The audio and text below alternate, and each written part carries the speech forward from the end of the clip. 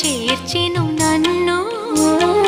ఆ ఇంటికి నువ్వు దీపము, నా కంటికి నువ్వు జీవము. మూసిన తలుపులు తీసి ఆశలు దోసిట పోసి మమతను పంచిన మహనీయుడ నిన్ను ఏమని పిలువను నేను. ఇలవే